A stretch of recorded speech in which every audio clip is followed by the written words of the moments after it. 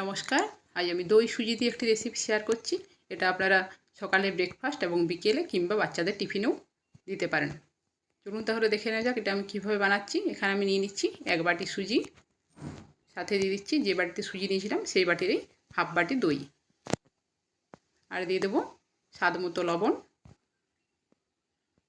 এবার এগুলোকে অল্প অল্প করে একটু করে জল দিয়ে ভালোভাবে মেখে নেব। একেবারে খুব বেশি জল দেবো না, অল্প অল্প করে জল দিয়ে এটাকে মেখে নেব।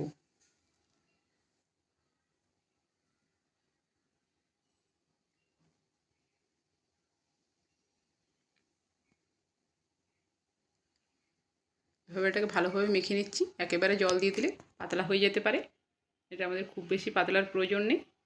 এই জন্য এভাবে অল্প অল্প করে জল দিয়ে ভালোভাবে মেখে নিয়েছি। সাথে দিয়ে দিচ্ছি আমি 2 চামচ চিনি। এবার এটাকেও ভালোভাবে মেখে নিচ্ছি।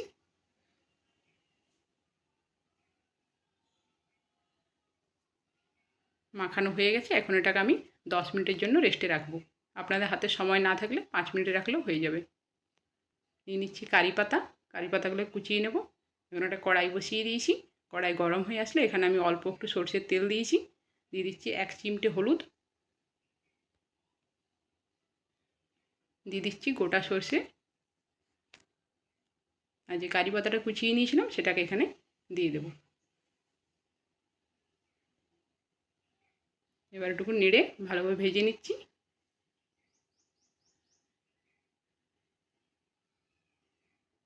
এভাবে এটাকে ভেজে নিয়েছি। এখন আমার এটা 10 মিনিট রেস্টে রাখা হয়ে গেছে। এর মধ্যে আমি যে কারি পাতাটা ভেজে রেখেছিলাম সেটাকে এখানে মিশিয়ে দিচ্ছি। ও কড়াইয়ের মধ্যে আমি অল্প একটু জল দিয়ে এখানে দিয়ে দিলাম। এবার এটাকে ভালোভাবে মিশিয়ে নিচ্ছি। এটা আমার একটু শুকনো হয়ে এসেছে, সেই জন্য অল্প একটু জল দিয়েছি। এবার এটাকে ভালোভাবে মিশিয়ে নিচ্ছি।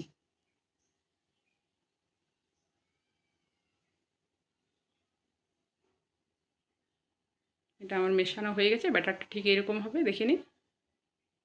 খুব বেশি কিন্তু পাতলা হবে না, আর একেবারে মোটাও হবে না খুব বেশি। এবারে আবার একটা কড়াই বসিয়ে এর মধ্যে জল দিয়েছি। এবার একটা ছিদ্রযুক্ত থালা নিয়েছি, তাতে আমি তেলটা ব্রাশ করে নিচ্ছি। এখানে আমি রিফাইন তেল ব্রাশ করছি।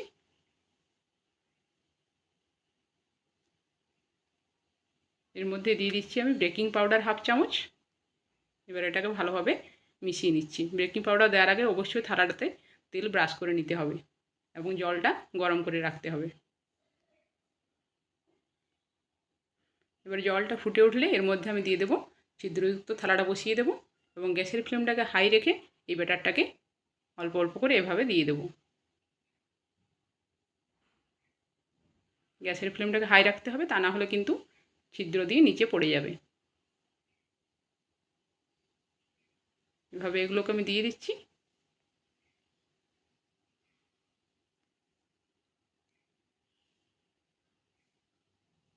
এবার এটাকে ঢেকে 5 থেকে 7 মিনিটের জন্য রেখে দেবো। এই সময় ফ্লেমটাকে আমি মিডিয়াম রাখবো। এভাবে 5-7 মিনিট হলেই কিন্তু এটা বানিয়ে নেওয়া যাবে। এটা খুব কম সময়ের মধ্যে বানিয়ে নেওয়া যায়। দেখুন কি সুন্দরভাবে তৈরি হয়েছে। এবার অল্প একটু ঠান্ডা হয়েছিল, এগুলোকে এভাবে তুলে নিচ্ছি।